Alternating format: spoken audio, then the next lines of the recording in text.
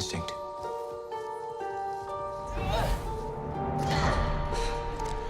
Feeling. The force brought us together. I mean, again, I knew when we started that it was going to be 3.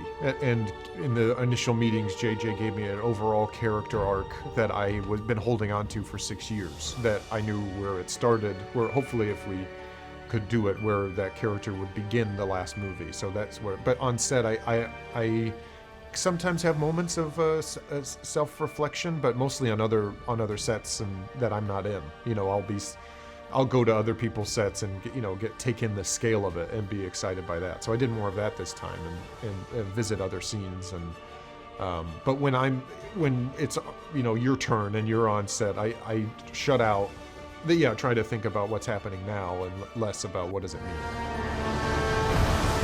People keep telling me they know me. No one does. But I do.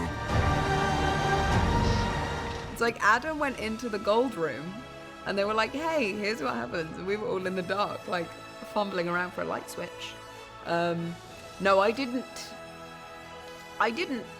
No. Also, I don't think I would have thought to ask that question because at the time I was like, I'm employed for 6 months. Oh my God. So I don't think I would have asked those questions. And also things were changing and tweaking and, but for sure, I think, I actually have to ask JJ because I don't know, but I think one of the big ideas in this film is new. So it wouldn't have been the same as I was told during episode 7. Long have I waited. And now you're coming together. There were definitely ideas at the very beginning for everyone.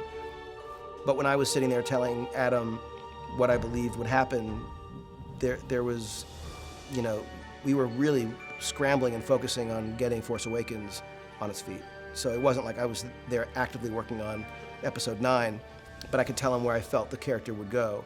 And while I didn't go into that kind of detail with everyone, I try to give the actors what they need to do their job, and I know that Adam needed some of that, so I did the best I could.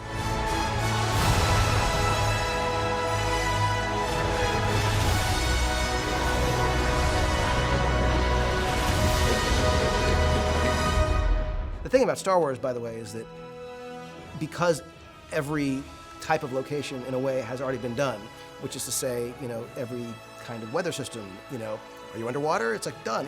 Everything's sort of been done. The question is, not just, oh, wow, it's a jungle, or it's, wow, it's water, or it's desert. It's who are you meeting there? Why are you there? What are you trying to do? Who are you doing it with? Who's going to be loyal? Who's going to, be deceitful? It's like, to me, the fun of the story, despite all the spectacle, is and where you go in the new places, is, the characters, their relationships.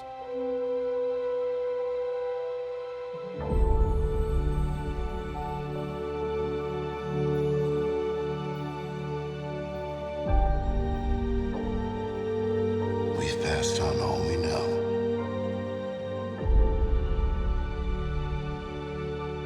A 1,000 generations live in you now.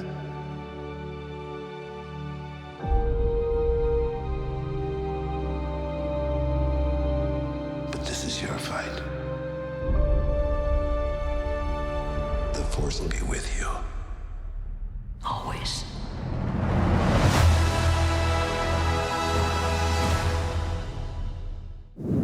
تفاعل الجمهور بيدينا لمحة عن شعبية السلسلة دي، واللي بنشوف ملامح منها على السوشيال ميديا من خلال تفاعل الجمهور مع الدعاية الخاصة بالأفلام ونقاشهم حواليها. من الحالة دي وتحول ال3 أفلام الأولى لعالم متكامل بيضم 11 فيلم سينمائي غير المسلسلات، وبيعتبر السلسلة هي ال5 في ترتيب السلاسل الأعلى إيراد في العالم، وده غير تأثيرها في صناعة أفلام الخيال العلمي. مع بداية عرض آخر أفلام الثلاثية الجديدة كان في معرض كبير بيضم مقتنيات من عالم السلسلة كلها على مدار 42 سنة.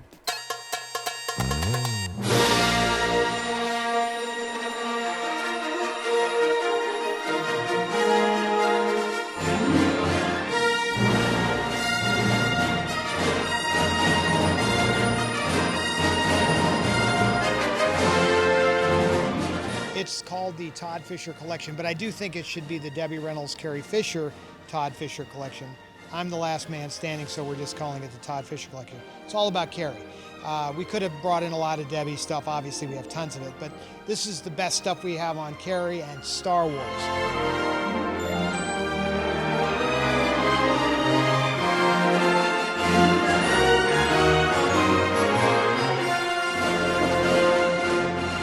I have this beautiful bronze Yoda that we love.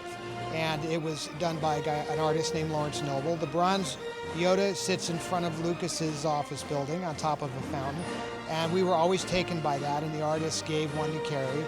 In fact, we actually have two of these bronzes because we actually ended up buying one at auction. We liked it so much. That's always been special to us. There's something magical about Yoda.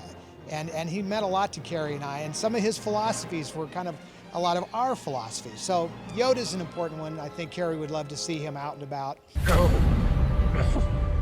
not strong enough I was. No, failed I have. Failed them all.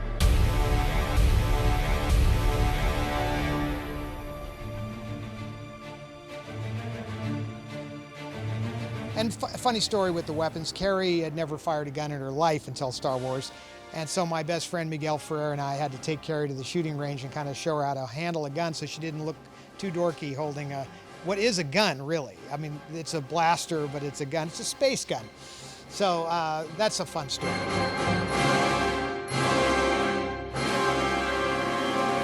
Another great item would be Carrie's director's chair. So the journey of director's chairs is kind of funny. So sitting here are the director's chair all the way from England. And it's a rare item. It was used on the Empire and on Star Wars. And then I have Carrie's from the Revenge of the Jedi or Return of the Jedi, depending on what you're looking at.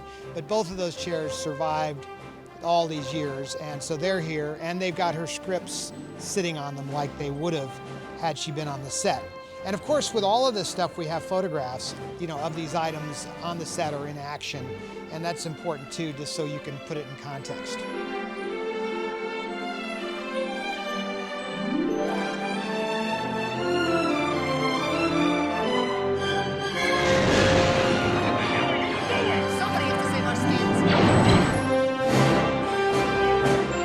So it's really, if you think about it, 40 some odd years of collecting little things that we could grab along the way. Obviously, there's not a ton of this stuff out there, but our family has a history of collecting important pieces.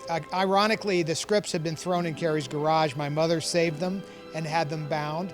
And my mother saved a lot of things like that. That is kind of what she did. Carrie didn't think much of it. She didn't understand the significance. In fact, it took her 20 or 30 years to even understand how important she was to all of us, that she was our princess. I mean, she didn't really connect with that for many years. But in the latter part of her life, of course, she really connected with that. And you can see all that in her performances in the later films, especially even in this film, which is kind of remarkable.